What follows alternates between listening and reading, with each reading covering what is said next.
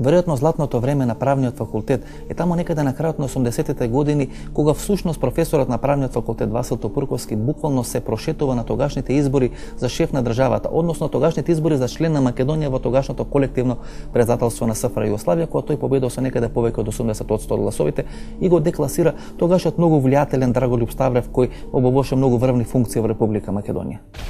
Во истото тоа златно време на правниот факултет во поновата македонска историја, професорот Владимир Митков е последен комунистички председател на Република Македонија, односно тогашен член на председателството на Република Македонија. Тито Беличенец на некој начин е сила имененција и е подпредседател на македонската влада, односно последната оставка на Глигорije Гоговски всушност ја води македонската влада.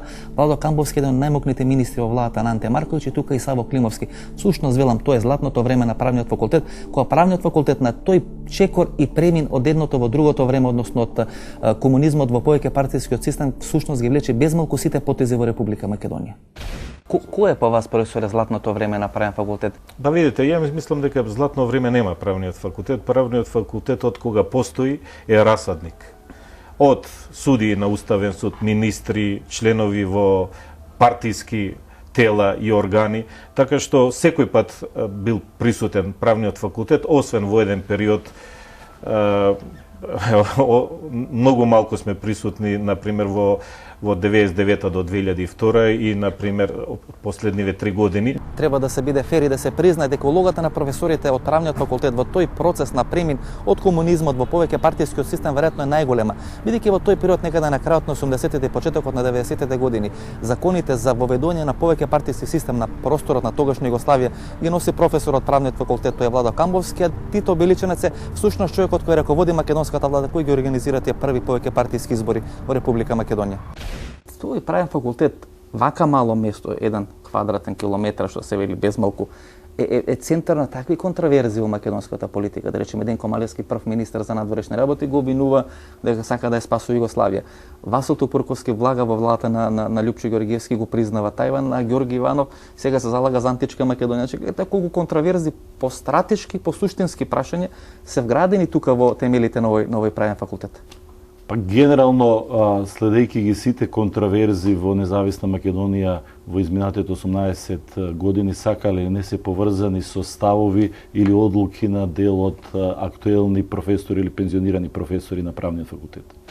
Во првата посткомунистичка или експертската влада на Никола Клюсев всушност учествуваат 4 професори од правниот факултет.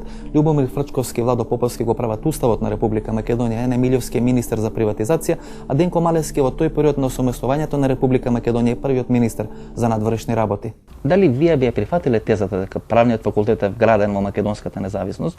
Значи во првата експертска влада сте 4 министри, вие, Јане Милјовски, Фрчковски и Владо Поповски. Значи во владата која ги подготвува првите плурални избори во Република Македонија, подпредседател со мандат на премиер, бидејќи Глигорije Гоговски имаше дадена оставка, беше Тито Беличенец, кој ги подготвува како прв човек во таа влада и првите избори и ги отвара сите тие процеси на повеќе партиски систем. Владо Камбовски е сојузен министер за правда, прв ги носи законите за повеќе партиски систем на ниво на Југославија и за трансформација на општествениот капитал.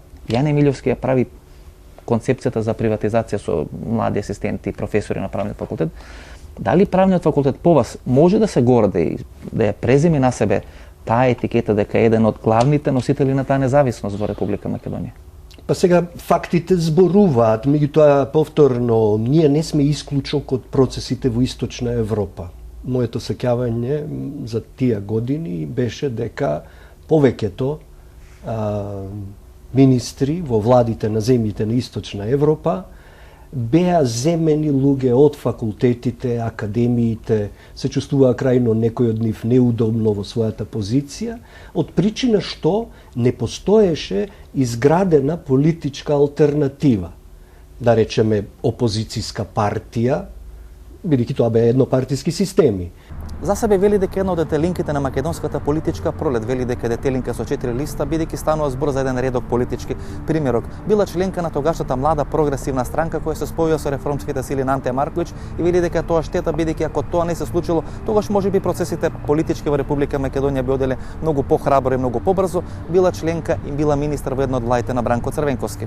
Бевте исто член на младата прогресивна странка во Република Македонија. Тоа беше младинската организација која прерасна. Да. Вие самата, не знам сега дали вие самата велите едно од детелинките на македонската пролет. Јас ве прашував стално дали сте со 3 или со 4 листа и никако не се договоривме на крај. Каква детелинка сте биле? Да, ми освеживте меморијата во, знаете што, детелинката ја споменавте. Всушност со 4 листа велам јас. Со 4 бевте? Да, зошто? Бидејќи тоа е нешто поретко така, дека е нешто ново, дека е нешто свежо, бидејќи она со 3 листа е вообичаено. Веројатно сите други кои што има багаж во политиката, многу тешко е да се смените ако не сте способни да се трансформирате себе, да ја трансформирате државата. И ако ве замолам да се свртите на нас за 20 години, кој би бил најсветлиот и најтемниот настан во таа историја од 20 години, кој што би можел да се погледне низ призмата на правниот факултет? Дали можеби ето изборот на Васил Тупурковски за тогашен член на колективното председателство на СФР Југославија, први непосредни избори, и можеби како негативен настан тоа е оној период на атентатот на Глигоров, кога повторно професор од правниот факултет е министер за внатрешни работи. Дали можеби се тоа двата камени... Не, јас повторно нема да се врзувам за личности и за настани ве низ нив да ги толкувам процесите. Тоа е дел од византиската школа на правниот факултет, никогаш јавно, секогаш во ракавици. Целата култура на Балканот, особено и во Македонија, има траги од византиското однесување. Можеби во тоа е феноменот на правниот факултет. Можеби ова што сега го говорите и на најдобар начин го сликува правниот факултет. Па не знам, ја не би зборувала за феномен. Секогаш блиски до власта. Секогаш во власта. Не, јас припаѓам. Не мислам на вас. А секогаш свилени. Не, ние не сме го направиле тоа. Не би говореле за личности, за имења. Можеби токму тоа е правниот факултет. Видете, сите факултети, па и правниот, сепак се средини на индивидуалци. И не можеме да генерализираме. Вие велите правниот факултет е факултет на индивидуалци. Па главно. Да, не говорите за имења, јас ќе се обидам преку имења да направам одредени тези и параболи. Што е повеќе правниот факултет? Правниот факултет се испреплетува сите премрежја и на југославенската и на македонската политика. Значи тука бе идеите за Србославија и одредена припадност на сегашна Македонија кон тоа движење на неврзаните на Шкарич. Тука идејата за античка Македонија на Ѓорги Иванов. Тука идејата на Фрчковски за компромис околу името и тука идејата на Васил Тупурковски за Тајван. Но зборувате за идеолошки определби, а јас зборувам за научни определби. Дали е правниот факултет од сето тоа помалку или може да се изниансира, може би некоја линија? Прво не можеме да зборуваме за правен факултетот и правен факултет не е влада. Кон Брисел, кон Бела, кон Белград, каде гледат правниот факултет? Не, ви велам, сепак вие правниот факултет како да го третирате како влада. Сепак тоа не е. Значи, зборувате за луѓе, но тие не заборавајте дека се истовремено можеби... Владеете со Македонија, тоа е проблемот. Па не знам да сум владеела со Македонија. Па добро, министр по самот збор значи да владее со нешто. Не, значи слуга. Па добро, слуга, јас мислам дека не бевте слуга во тој момент. Барем јас не ве доживам ко слуга. Добро. Значи не може една детелинка со 4 листа да биде слуга. Кога е толку ретка и кога е толку успешна. Така? Да. Но добро, по дефиниција министер знаеме што е и јас и ден денеска мислам дека добро, да се биде пратеник или министер е престижна на политиката, на граѓаните. На граѓаните? На граѓаните предпоставувам. Но ова што велите вие, сепак мислам дека невозможно е ние